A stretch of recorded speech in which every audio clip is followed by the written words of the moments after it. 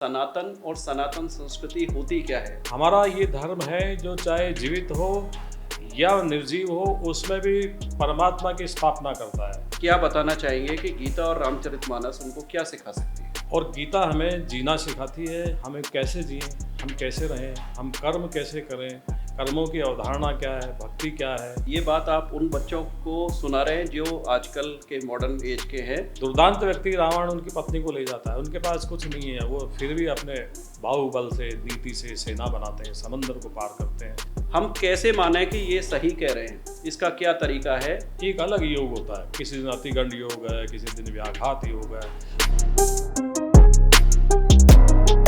नमस्कार, मैं हूं दिनकर शर्मा, डिटॉक्स पर पॉवर्ड बाय कुदरती स्टूडियो। आज के पॉडकास्ट में एक ऐसी पर्सनैलिटी हम आपके लिए लाए हैं दोस्तों, जिनके बारे में मैं क्या कहूं, लेकिन कहूंगा ज़रूर, क्योंकि मेरे विशेष आग्रह पे आज हमारे स्टूडियो में हैं श्री पंकज ओझा, RAS, additional commissioner food safety, government of Rajasthan. नमस्ते सर। नमस्कार। पंकज ओझा RAS बने, ये थोड़ी सी जर्नी हमें ब्रीफ में बताइए। हम एक मध्यम वर्ग परिवार से आते हैं। मेरे माता पिता दोनों शिक्षक थे और हमारे सामने यही विकल्प था कि हम अच्छी तरह से पढ़ लें ताकि सरकारी सेवा में हम जा सकें। इतना धन था नहीं कि हम व्यवसाय वगैरह कर पाते, तो पढ़ाई में पूरा ध्यान लगाया। थ्रू आउट फर्स्ट डिविजनल रहे और फिर उसके बाद में सोचा कि राजकीय सेवा में जाना है, तो सारे कॉम्पिटिशन एग्ज़ाम्स की तैयारी की और फाइनली 2000 में RS में हमारा सिलेक्शन हो गया। ये एक सख्त प्रशासनिक अधिकारी, एडमिनिस्ट्रेटिव ऑफिसर तो हैं ही हैं, साथ में इनके व्यक्तित्व के इतने सारे आयाम हैं, एस्पेक्ट्स हैं, जिसमें कह सकते हैं स्पिरिचुअल स्कॉलर हैं, एक टीचर भी हैं, मोटिवेटर भी हैं और सोशल वर्कर भी हैं। सर, आप अपने आप को एक मन की बात बताना, किस रोल में ज़्यादा कंफर्टेबल अपने आप को आप पाते हैं? मैं अपने आप को सरकारी सेवा की अपेक्षा अध्यात्म में और बच्चों को मोटिवेट करना, समाज को मोटिवेट करना, समाज में जो बुराइयां व्याप्त है उनको हटाना, इस सब में मैं अपने आप को सबसे ज़्यादा फिट पाता हूँ कि राष्ट्र की सेवा और देश की सेवा के साथ साथ हमारे जो देशवासी हैं वो अपने सनातन धर्म से जुड़े, अपने रीति रिवाजों से जुड़े, क्योंकि हमारा धर्म, हमारी सनातन संस्कृति वैज्ञानिक आधारों पर बनाई गई है और उसके अनुसार यदि हम जीवन यापन करते हैं तो हम बड़ा अच्छा, सुकून भरा, खुशहाल जीवन जीते हैं। किसी आम आदमी को या किसी नई एज के बच्चे को समझाना हो इस सनातन और सनातन संस्कृति होती क्या है, आपके एक मोटिवेटर पंकज ओझा से मेरा ये प्रश्न है। देखा जाए तो सनातन किसे कहेंगे? सनातन दो ही चीज़ें हैं, एक आत्मा और परमात्मा, जिस पर भगवान कृष्ण गीता में लगातार बोलते जाते हैं और 700 श्लोकों में गीता आत्मा और परमात्मा कर्म पर आधारित है। परंतु वर्तमान परिप्रेक्ष्य में हम देखते हैं तो सनातन क्या है, सनातन धर्म क्या है, इसके मूल आधार क्या है, मूल तत्व क्या है, क्या सारे धर्म इसी से निकले हैं। तो हमारी भारतीय संस्कृति अत्यंत प्राचीन है। लगातार जो उत्खनन हो रहे हैं, खनन हो रहे हैं, खोजें हो रही है, तो 15,000 20,000 साल पुरानी चीज़ें भी निकलती है। तिब्बत में जब खुदाई हुई तो 27,000 साल पुरानी 27,000 साल पुरानी विष्णु की मूर्ति निकली और उसका जिसने पानी पिया, नासा के पास है वो 125 साल से ज़्यादा जिए। पुष्कर के पास हम जाते हैं, पुष्कर के पास सूरजकुंड गांव में, तो 41,075 साल पुरानी मूर्ति वहाँ पर शेषशाही भगवान विष्णु की है। तो विज्ञान तो अभी तक वहाँ तक पहुँच ही नहीं सकता जहाँ तक कि हमारा धर्म पहुँच गया था। तो ये कहा जा सकता है कि हमारी सृष्टि के प्रारंभ से और जब हम विकसित होने शुरू हुए, उन्नत होने शुरू हुए, भारतवर्ष ही एकमात्र ऐसी जगह था जहाँ पे धर्म की अवधारणा फली फूली और तब से जो धर्म चला आ रहा है वो सनातन धर्म भारत का धर्म है। इसी से बाद में ईसाई धर्म और दूसरे धर्म निकले और भविष्य पुराण में आप देखेंगे कि राजा शालीवाहन से ईसा मसीह की मुलाकात होती है पाक ऑक्युपाइड कश्मीर में। राजा शालीवाहन से ईसा मसीह की मुलाकात हुई पाक ऑक्युपाइड कश्मीर में। तो ईसा मसीह ने अपना पूरा परिचय दिया कि मैं यहाँ पे धर्म के बारे में शोध करने आया हूँ। अच्छा। 17 साल वो वहाँ रहे भारत में। यहाँ से उन्होंने धर्म की सारी चीज़ें सीखी और बाद में जाकर के ईसाई धर्म चलाया। और ये भविष्य पुराण में तो है ही, लेकिन हमारे आधुनिक बच्चे नहीं मानेंगे इस बात को। तो अब आप गूगल पर डालिए क्राइस्ट इन कश्मीर, तो आपको अंग्रेज़ों ने ही ढेर सारी किताबें लिख दी है कि ईसा मसीह भारत में रहे 17 वर्ष, तो बाइबल में इन 17 सालों का विवरण नहीं है, तो उन लोगों ने इसे मिसिंग ईयर्स या साइलेंट ईयर्स का नाम दिया है। इसी से सारे धर्म निकले। विज्ञान भैरव तंत्र हमारे यहाँ लिखा गया, जो शिव पार्वती को 111 उपदेश देते हैं। विज्ञान भैरव तंत्र, ओके। उसकी एक एक श्लोक को लेकर के कोई महावीर हो गया, कोई बुद्ध हो गया, कोई मोहम्मद हो गया, कोई ईसा मसीह हो गया। तो हमारे यहाँ से सारी जो धर्म की वितरणी निकली वो यहीं से निकली। इसलिए भारत के धर्म को सनातन धर्म भी कहा जाता है, क्योंकि ये सबसे प्राचीन है। और सनातन धर्म के गुणों की बात करें, सनातन धर्म क्या है, तो सनातन धर्म वो है जो हर व्यक्ति के सुख की कामना करता है। सर्वे भवन्तु सुखिनः। सर्वे भवन्तु निरामया। तो ये हमारा वो धर्म है जो जोड़ना सिखाता है। हमारा ये धर्म है जो चाहे जीवित हो या निर्जीव हो, उसमें भी परमात्मा की स्थापना करता है। वो गाय में भी सभी देवों का निवास देखता है, तो नंदी में भी देखता है, शेर में भी वो परमात्मा का निवास देखता है। वहाँ भी वो किसी देवता का वाहन हो जाता है, चाहे मोर हो, चूहा हो, सब में हम परमात्मा का दर्शन करते हैं। इसी के साथ साथ पत्थरों को हमने पूजा, और हमने हमारी पूजा से, हमारी शक्ति से, हमारे वाइब्रेशन से पत्थर भी देवता हो गए और हमें मनोइच्छित वरदान देने लगे। ये गीता में भगवान कृष्ण भी कहते हैं कि हे अर्जुन, मैं सारे प्राणियों की इच्छाओं को पूरी करता हूँ। अच्छा। लेकिन लोग अपनी मनोकामनाओं के लिए दूसरे देवताओं को पूजते हैं, कुछ लोग भूत प्रेतों को पूजते हैं, लेकिन उन इच्छाओं को भी मैं पूरी करता हूँ, क्योंकि वो शक्ति भी मुझसे ही प्राप्त करके वो लोगों की इच्छाओं की पूर्ति करते हैं। तो ये सनातन धर्म है जिसमें दया, ममता, करुणा, स्नेह, सभी लोगों के प्रति खुशहाली की कामना करना, सद्भाव से रहना, पशु पक्षी, पेड़, नदियाँ, समंदर, हमने हर जगह जीव को देखा, हमने हर जगह परमात्मा को देखा। और भगवान कृष्ण 10वें और 11वें अध्याय में गीता के अपनी विभूतियों को बताते चलते हैं। पेड़ों में मैं अश्वत्थ हूँ, सिंह में मैं, पशुओं में मैं सिंह हूँ, पितरों में मैं अरियम्मा पितर हूँ। वो सभी चीज़ों में अपनी विशिष्ट विभूति बताते हैं कि हे अर्जुन, तो चाहे जीव हो या निर्जीव हो, अगर तुम उसमें कोई विशिष्टता देखते हो तो वो मैं ही हूँ। ये सनातन धर्म है। गीता, रामचरितमानस, आज के मॉडर्न कंटेक्स्ट में इन दोनों में से किस पर हम फोकस करें और कौन हमें ज़्यादा गाइड कर सकता है? देखिए दिनकर जी, हमारे जो धर्म और हमारे जो ग्रंथ हैं उनका निचोड़ गीता है। गीता को उपनिषद और वेदों का दुग्धामृत माना जाता है जी। कि उनमें जो भी महत्वपूर्ण बातें थी वो निचोड़ करके गीता में डाली गई। तो गीता एक वे ऑफ लाइफ है। आपके सारे सवालों के जवाब गीता में है। 1 से 6 अध्याय तक वो ज्ञान योग है, 7 से जो 12 है उसमें भक्ति योग है, और 13 से 18 तक कर्म योग की बात है। वैसे गीता के 18 अध्याय और 700 श्लोक है, हर अध्याय में एक योग छिपा हुआ है। और गीता हमें जीना सिखाती है, हमें कैसे जिएं, हम कैसे रहें, हम कर्म कैसे करें, कर्मों की अवधारणा क्या है, भक्ति क्या है, प्रभु की भक्ति हम करेंगे तो किस तरह से करेंगे, त्रिगुणात्मक सृष्टि क्या है, वो सारी गीता में भगवान कृष्ण बताते हुए चलते हैं। अब बात आती है रामचरितमानस की कि दोनों में से किसे लें। आपको जान के बड़ा सुखद आश्चर्य होगा कि रामचरितमानस में तुलसीदास जी प्रारंभ से ही गीता के जो विभिन्न श्लोक हैं, अच्छा, उनको अवधी भाषा में रामचरितमानस में लिखते गए हैं। जैसे 6ठे अध्याय में भगवान कृष्ण कहते हैं कि मेरे 4 तरह के भक्त हैं, प्रेमी, अर्थार्थी, इस तरह से 4 भक्त बताते हैं।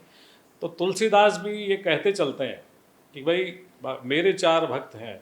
इसी तरह से नाम जप की 10वें अध्याय में भगवान कृष्ण विशिष्टता बताते हैं। नाम जप। तुलसीदास जी भी ये बात कहते चलते हैं कि कलयुग केवल नाम अधारा, कलयुग में सुमरी सुमरी नर उतरहि पारा।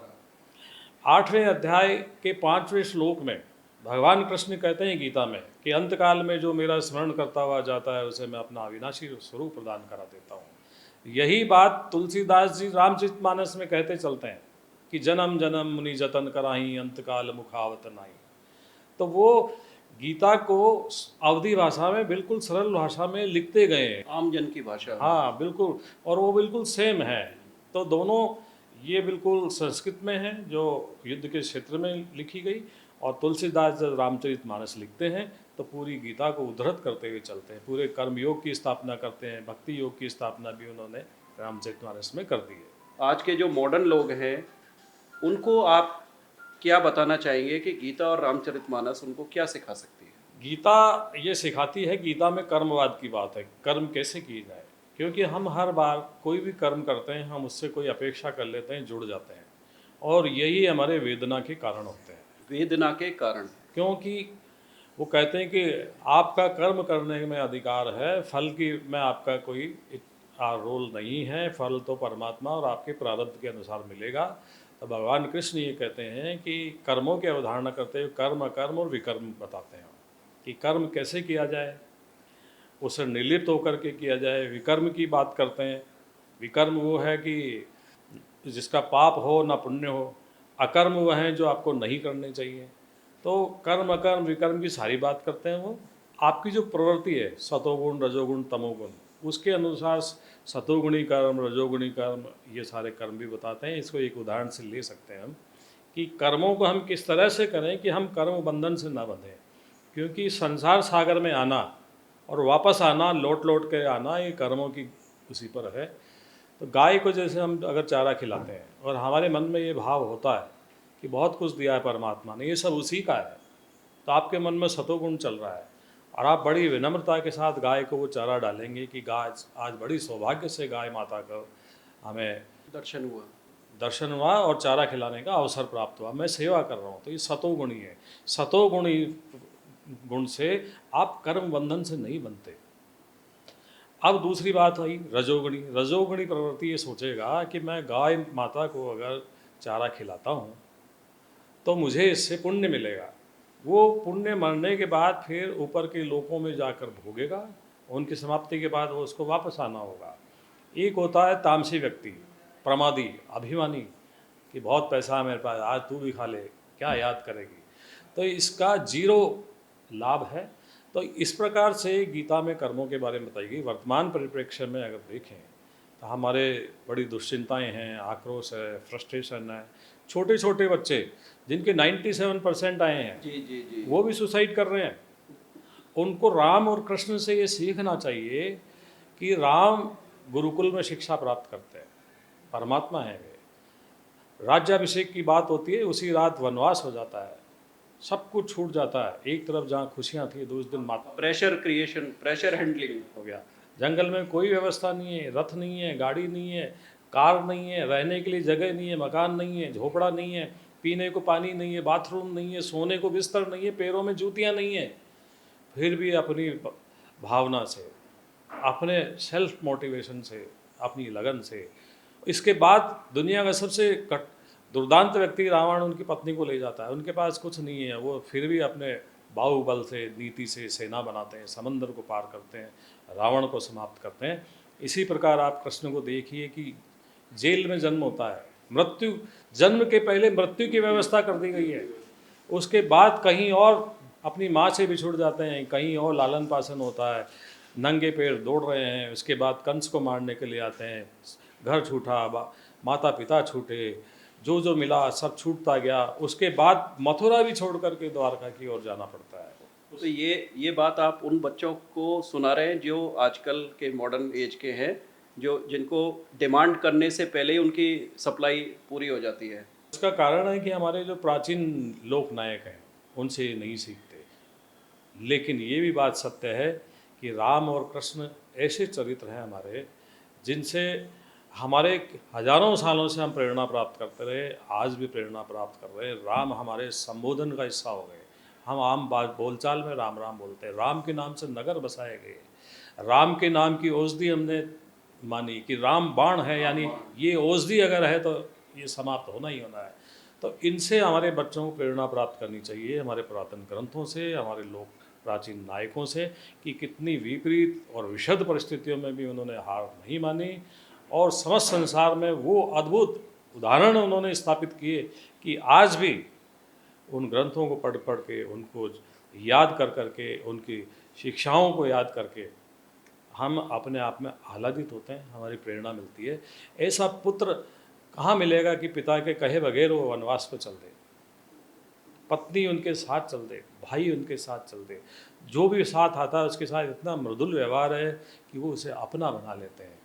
तो यदि हम ये सब सीखते हैं, अपने अंदर ये अपनाते हैं, उनको अपना आदर्श बनाते हैं, तो हमारा फ्रस्ट्रेशन, डिप्रेशन न सिर्फ खत्म होगा, हमें अंदर से शक्ति मिलेगी, हम जीवन में बेहतरीन कार्य करने के लिए मोटिवेट होंगे। आज के जो मॉडर्न बच्चे हैं वो सोचते हैं ये केवल पूजा पाठ करने की चीज़ें हैं, क्योंकि हमने उनको धर्म से जोड़ दिया। ये उनके दिमाग में ये है कि ये हमारा जो, जैसे हम फिजिक्स पढ़ रहे हैं या मैथमेटिक्स पढ़ रहे हैं, उस तरह की चीज़ें नहीं हैं। तो क्या कभी हमसे ऐसी गलती हुई है पास्ट में कि इन सबको केवल धर्म से जोड़ा गया, इसलिए जो बच्चे हैं, स्टूडेंट्स हैं, वो अट्रैक्ट नहीं हो पा रहे? आप क्या सोचते हैं इस बारे में? परमाणु की परिभाषा की बात करते हैं, डाल्टन और रदरफोर्ड का नाम आता है, हाँ, नील बोर्स का भी आता है। हाँ। परंतु श्रीमद् भागवत के 3रे स्कंद के 11वें अध्याय को आप देखेंगे, वेद व्यास ने परमाणु की स्पष्ट परिभाषा लिखी है। पदार्थ का वो सबसे छोटा कण जिसे और नहीं तोड़ा जा सकता, उसे परमाणु कहते हैं। 2 परमाणु मिलके एक अणु बनता है, 2 अणु मिलके द्विअणु और फिर तीसरे अणु, इसी से सारे तत्व बनते हैं। सृष्टि रचना खंड में बात उन्होंने लिखी है, यानी हम तो परमाणु को पहले से जानते हैं। न्यूटन कहते हैं कि गुरुत्वाकर्षण होता है, कि हम किसी चीज़ को ऊपर उछालेंगे तो पृथ्वी उसे नीचे खींचेगी। लेकिन वो ये नहीं बताते हैं कि गुरुत्वाकर्षण किस कारण से पैदा होता है। इसका जवाब न्यूटन और विज्ञान के पास नहीं है, लेकिन इसका जवाब 9वें अध्याय में कृष्ण देते हैं। अच्छा। वो कहते हैं कि प्राणियों की जो धारण शक्ति है वो पृथ्वी में प्रवेश करके मैं ही हूँ। जब वो कहते हैं कि अग्नि में तेज में हूँ, तो यहाँ से हमारे इनसे श्लोक उठा के और यूरोप और अमेरिका के वैज्ञानिकों ने थ्योरीज बना करके नोबेल अवार्ड्स ले लिए। बिल्कुल थर्मोडायनेमिक्स वाली थ्योरी हो गई कि अग्नि में तेज, लॉ ऑफ थर्मोडायनेमिक्स हो गए। वो सीधा कहते जाते हैं। और वो ये भी कहते हैं कि चंद्रमा बनकर मैं औषधियों में अमृत बरसाता हूँ। इसका अर्थ ये है कि रात्रि में चंद्रदेव जब होते हैं और औषधियाँ होती हैं, तो चंद्रदेव की जो रश्मियाँ हैं, तो औषधीय प्लांट जो होते हैं उनमें औषधीय गुणों का डेवलपमेंट होता है, और उन्हीं को लेकर के और फिर वो औषधियाँ हमारे काम आती है। आपने देखा होगा कि हनुमान जी जब संजीवनी बूटी पहाड़ से लेकर के आते हैं, रामायण में दिखाया भी गया था, तो वो एकदम से जैसे ही सुषेण बताते हैं कि ये औषधि का पेड़ है, वो दौड़ के भागते हैं, तो सुषेण उसे रोकते हैं, प्रणाम करते हैं, निवेदन करते हैं।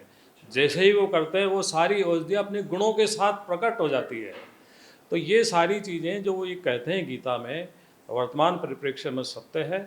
हमारे जो यूरोपियन साइंटिस्ट हैं, उन्होंने वहाँ से उन चीज़ों को उठाया और आधुनिक युग में प्रयोग किया। फेराडे के बारे में भी मैं कहना चाहूँगा। फेराडे, माइकल फेराडे, हाँ, जिन्होंने बैटरी की खोज की। Battery, yes. उनका अपना कथन है कि वो जब बैटरी बना रहे थे तो वो अटके हुए थे, उसमें कुछ कर नहीं पा रहे थे। तो उन्होंने कहा कि मुझे रात्रि में नींद में एक संत आए जिनकी लंबी दाढ़ी थी, और वो पूर्व की तरफ की देश के थे, जो कि भारतीय है, और उन्होंने मुझे बताया कि आप इस तरह से ये करेंगे तो ये सेल बन जाएगा।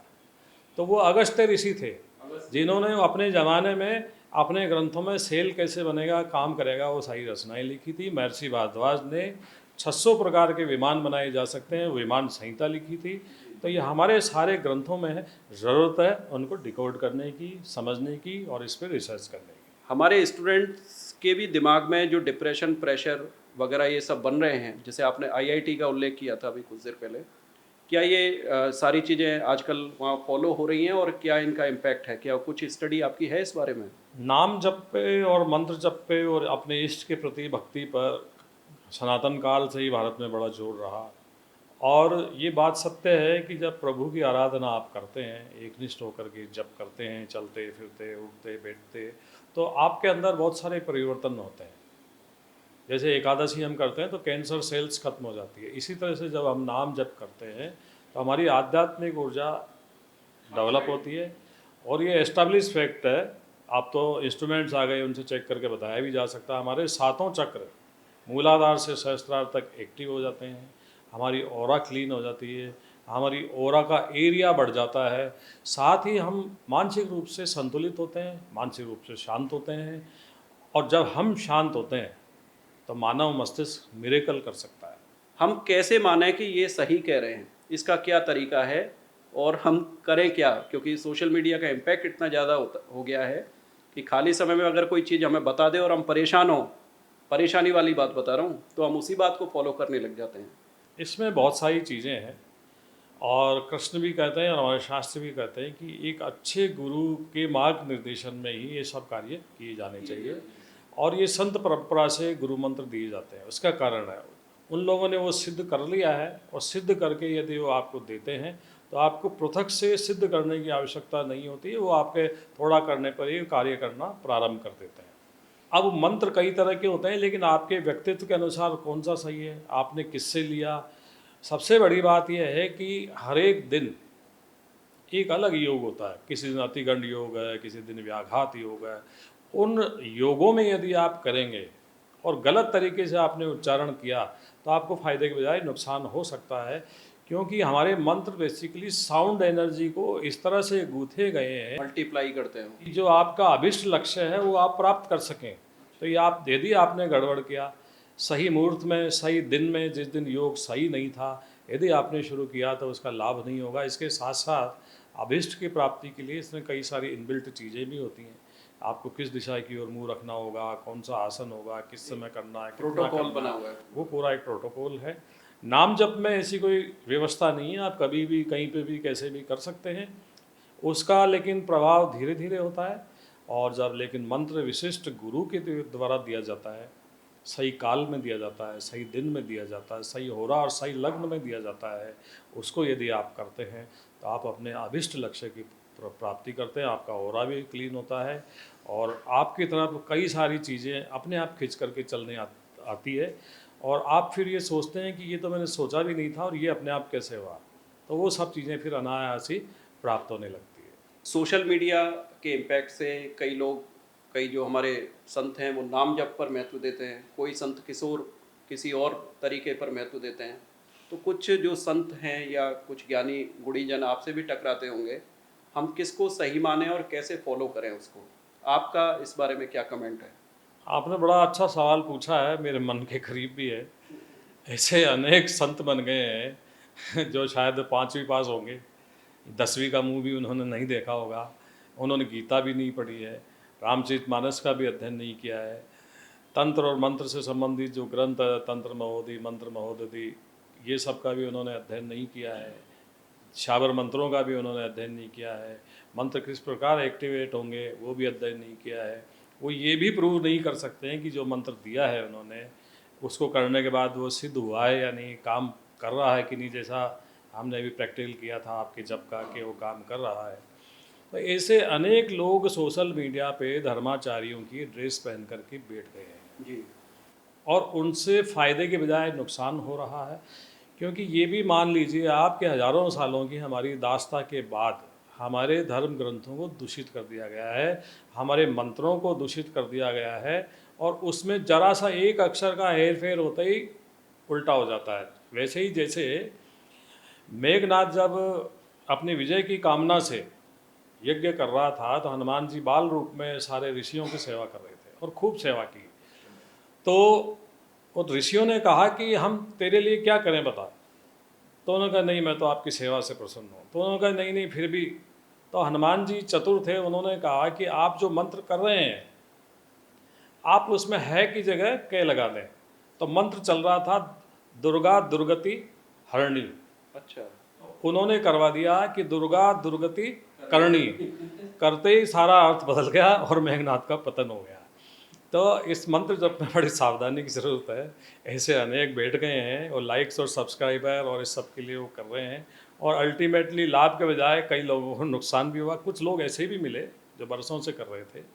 जब मैंने पूछा कि कौन सा कर रहे हो तो जो जो कर रहे थे उस पर मुझे हंसी आई कि ये तो मंत्र ही नहीं है, जी हाँ, ये मेरा एग्जैक्टली पूछने ये का मंत्र ये नहीं है और आप मंत्र कर रहे हैं।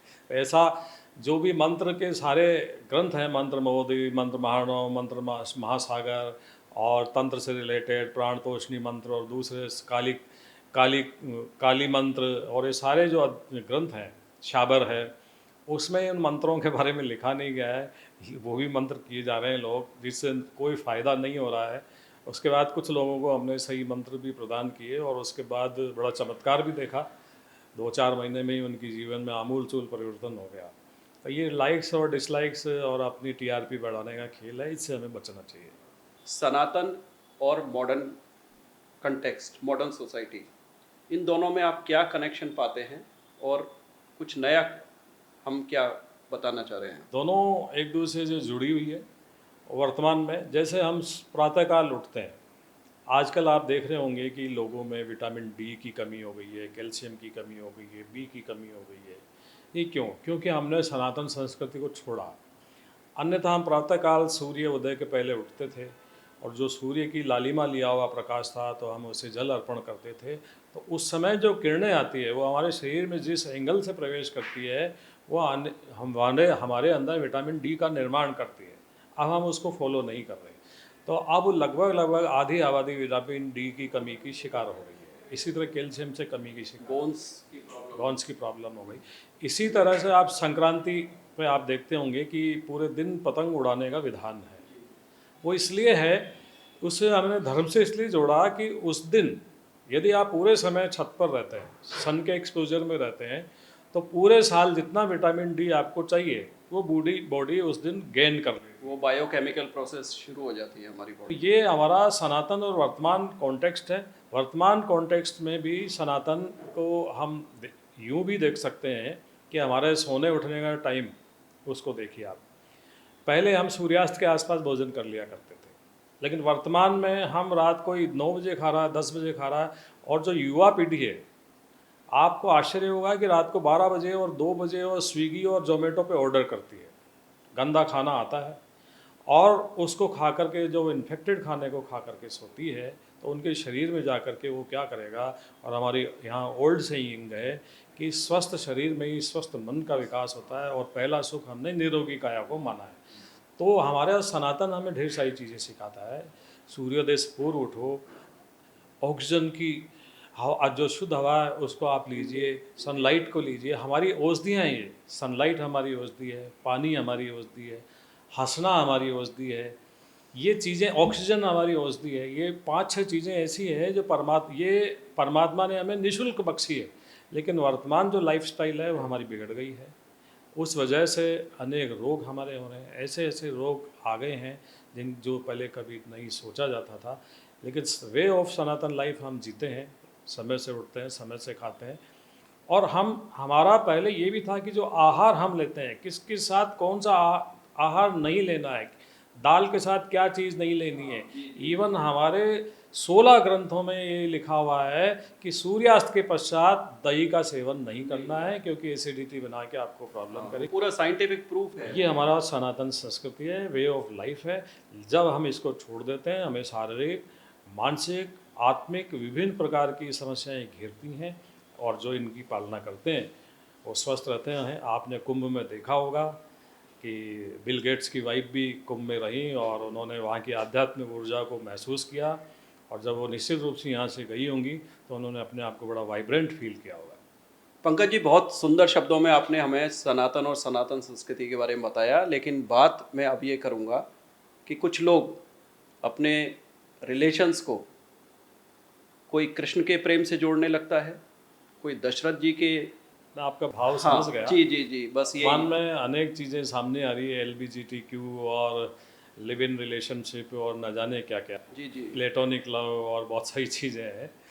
लेकिन राजा दशरथ की बात करते हुए वो ये भूल जाते हैं कि राजा दशरथ के अगर 3 या 4 जो भी रानियां रही हों, तो वो ये क्यों भूल जाते हैं कि ऐसे भी हमारे यहाँ फ्रीडम रही है कि द्रौपदी के 5 पति थे। तो अगर वो ये बात करते हैं तो फिर उनकी जो पत्नी है, क्या वो भी 5 पति कर लें? तो वो ये भूल जाते हैं।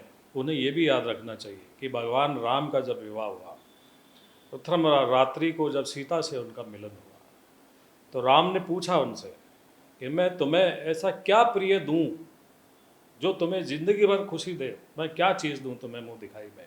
तब सीता कहती है कि जो आपको ठीक लगे। तब राम कहते हैं कि मैं संपूर्ण जीवन में एक पत्नी व्रता होने का, एक पत्नी निष्ठ होने का व्रत लेता हूँ। तो भगवान राम ने उसको अपने पूरे जीवन भर निभाया, क्योंकि वो मर्यादा पुरुषोत्तम है।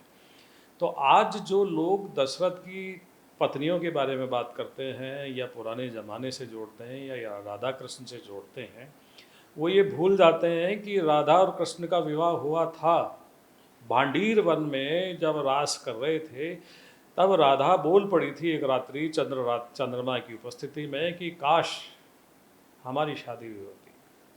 तो ब्रह्मा जी उसी समय आ जाते हैं और वो कहते हैं, राधे तू बड़ भागिनी कौन तपस्या कीन, तीन लोक के तारणहार तेरे ही अधीन। और ब्रह्मा जी ने उनका विवाह करवाया।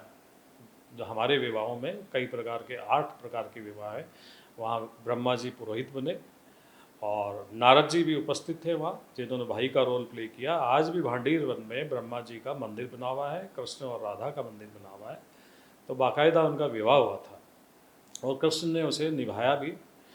और राजा दशरथ की या पुराने राजाओं की बात करें तो हमारे यहाँ पे विवाह साम्राज्य वृद्धि के लिए भी था जी।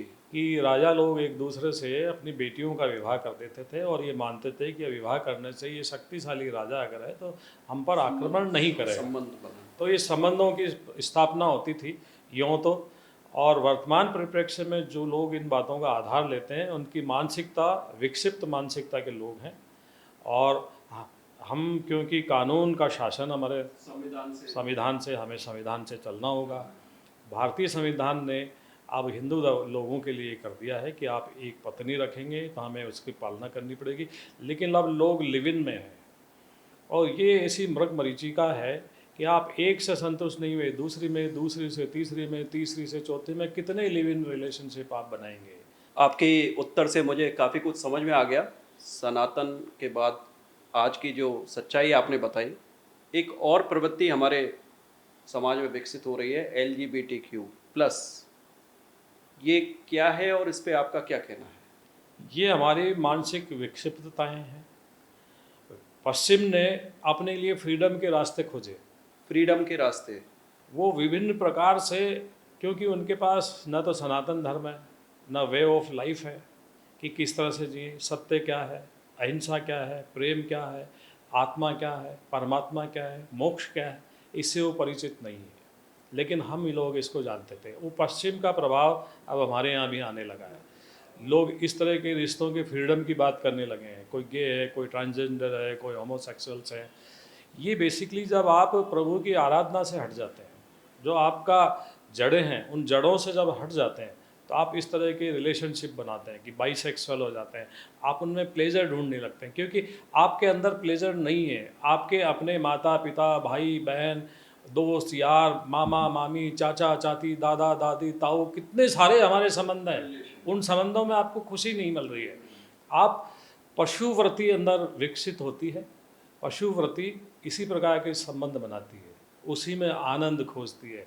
और कई बार वो ऐसी ऐसी बीमारियों के शिकार होकर के मरते हैं कि इसका कहना मुश्किल है। ना तो उन्हें सामाजिक मान्यता प्राप्त होती है, वो अपनी पशुवृत्ति वाला जो उनके मन का आनंद है उसे तो प्राप्त करते हैं, परंतु वो पहुँचते कहीं नहीं है क्योंकि ये अननेचुरल है। इसे विकृत कहा गया है हमारे शास्त्रों में भी और सब जगह भी। विकृति है ये। तो उस विकृति से वो जूझते हुए इस तरह के कर्म करते हैं। और हमारा तो न तो समाज इसे मान्यता देता है, न हमारा संविधान इसे मान्यता देता है, न हमारा परिवार इसे मान्यता देता है। जिस घर में ऐसा हो जाता है तो आप उनके घर वालों की वेदना देखिए कि वो किस दुख से गुजरते हैं। ये बड़ा खतरनाक सा विषय है। हम सनातन को कैसे अपनाएं? साथ में आप अपनी तरफ से एक मैसेज युवाओं को क्या देंगे कि वो सनातन को अपनाएं और मोटिवेट हों? कृष्ण भगवान गीता में कहते हैं, कर्म पर एक निष्काम कर्मयोग की बात करते हैं कि तुम्हारा अधिकार केवल कर्म करना है। इसके साथ साथ वो स्वधर्म के पालन पर जोर देते हैं। भगवान कृष्ण गीता में स्पष्ट कहते हुए चलते हैं कि तुम्हारा अपना जो धर्म है वो श्रेष्ठ है क्योंकि वो आजमाया हुआ है। उसमें अगर विकृति भी है तो वो तुम्हें उसी का पालन करना चाहिए। साथ ही वो कहते हैं कि कर्म को योग बना दो, कर्मसु योग कौशलम। हमारे राजस्थान यूनिवर्सिटी का आप देखेंगे तो मोटो भी है, यदि आप कर्म को योग बना लें तो आप जिस क्षेत्र में भी जाएंगे उसमें शिखर पर होंगे, अग्रणी होंगे। और सही ढंग से आप कर्म करते हैं तो इसी जन्म में आप कर्म बंधन से भी मुक्ति पा जाते हैं। अब बात आती है कि हम सनातन को अपने जीवन में कैसे डालें। सनातन के विभिन्न गुण हैं। श्रेष्ठता से कार्य करना, श्रेष्ठ मनुष्य बनना, प्राणी मात्र के प्रति दया भाव रखना, अपने मन में परमात्मा के प्रति अगाध निष्ठा रखना। आज जो विभिन्न हमारे दुख हैं उसका कारण हमारी पशुवृत्तियाँ है, हमारी अभिलाषा बढ़ती जाती है। भगवान कृष्ण गीता में कहते हैं किसी भी चीज़ को हम देख लेते हैं तो हमारे अंदर स्पृहा पैदा होती है, फिर जुड़ाव पैदा होता है, फिर मोह पैदा होता है, और मोह हमें नष्ट करता है। जैसे हमने कोई कार देख ली तो हमसे हमारे मन में स्पृहा होगी कि काश है मेरे पास भी होती है, फिर आप उसे लेने का मन बनाएंगे, निश्चय करेंगे, आपके पास पैसा है नहीं, आप अपराध की ओर जाएंगे, और जब आप अपराध करेंगे तो आपको कानून सजा देगा, छोड़ेगा नहीं। तो ये सब मोह के बंधन हैं जो गीता में भगवान कृष्ण कहते चलते हैं 3-4 अध्याय में। तो प्रत्येक व्यक्ति को, हमारे युवा साथी जो हैं वो प्रेरणा लें हमारे सनातन से, शबरी से प्रेरणा ले सकते हैं कि 14 वर्ष तक वो राम के आने की प्रतीक्षा में बुहारती है झाड़ू। वो भरत से प्रेरणा ले सकते हैं कि भाई के आने की प्रतीक्षा वो अपने नगर के बाहर रहकर करते हैं। वो लक्ष्मण से प्रेरणा ले सकते हैं कि अपने भाई के लिए प्रेम में वो 14 वर्ष निराहार ब्रह्मचारी और बिना सोए रहते हैं। वो कृष्ण से प्रेरणा ले सकते हैं कि अपने जीवन में जो भी लोग आता है उसका वो उद्धार करते हैं। राम से ये प्रेरणा ले सकते हैं कि उनके संपर्क में जो भी आया उसका उद्धार किया, दलित वंचित शोषित सबका वो भालू रीछ गिलहरी हर एक को साथ लेकर के उनका उद्धार करते हुए चलते हैं। तो हमारे जीवन को हमें ऐसा करना चाहिए कि हम अपने लिए क्या कर सकते हैं, हम श्रेष्ठ कैसे हों। हमारा संविधान में मूल कर्तव्य में 10वां कर्तव्य ये कि हमें अपनी श्रेष्ठता के लिए कार्य करना है, हम जीवन में श्रेष्ठता की ओर जाएं। इसके साथ साथ हम एक अच्छा जीवन जिएं। समाज के लिए हम क्या कर सकते हैं, हम राष्ट्र के लिए क्या कर सकते हैं, समस्त विश्व को हम जाने से पहले क्या दे सकते हैं। जो लोग इस प्रकार से जीते हैं न सिर्फ वो महान बनते हैं, उनका समाज महान बनता है, उनका परिवार महान बनता है, वो देश महान हो जाता है। और फिर स्थिति ऐसी आती है जैसे अबुल कलाम, अटल बिहारी वाजपेयी साहब, वर्तमान में नरेंद्र मोदी और भी अनेक नेता हैं जो बिल्कुल नीचे से चले और उन्होंने वो ऊंचाइयाँ छुई, वो आदर्श दिए कि आज लोग उनकी इज्जत करते हैं। बिल गेट्स 0 से शुरू हुए, ड्रॉप आउट थे। इसके साथ साथ जो हमारे सबसे बड़े स्टील किंग हैं वो 3rd डिवीज़न से पास होते हैं, विश्व के सबसे बड़े स्टील उत्पादक बन जाते हैं। तो हमें इन सब से प्रेरणा लेनी चाहिए कि हम अपने जीवन को कैसे डिजाइन करें, अच्छे से करें, कर्मों को अच्छी तरह से करें, श्रेष्ठ कार्य करें, ताकि समाज, राष्ट्र, देश खुशहाल हो और सब तरफ हम समृद्धि लेकर के आएँ। मेरा तो जीवन दर्शन यही है कि माना कि जीवन को चमन बना सके ना हम, माना कि जमी को चमन बना सके ना हम, कांटे तो कम कर गए जिधर से गए हम। तो फिर आपको ये संसार याद करेगा। और ये बात याद रखिए, यदि आप संसार से सिर्फ लेते हैं तो आपको कोई याद नहीं रखेगा, लेकिन आप संसार को देकर जाते हैं तो आपको सदैव याद रखा जाएगा, जैसे भामाशाह को याद किया जाता है। तो संसार को क्या देकर जाते हैं इससे हमें याद किया जाएगा। और आज हमारे साथ डिटॉक्स शो पर थे RAS पंकज ओझा जी। सनातन से लेके और आज तक मॉडर्न युग तक की सारी बातें इनसे हुई। बहुत बहुत धन्यवाद सर आपका। बहुत बहुत धन्यवाद। तो डिटॉक्स पर आज आपने सुना पंकज ओझा जी को, बहुत लंबी विस्तार से चर्चा इनसे हुई। आपका प्यार और स्नेह भी हमें मिलता रहता है। बने रहिए हमारे साथ, stay tuned. Thank you so much.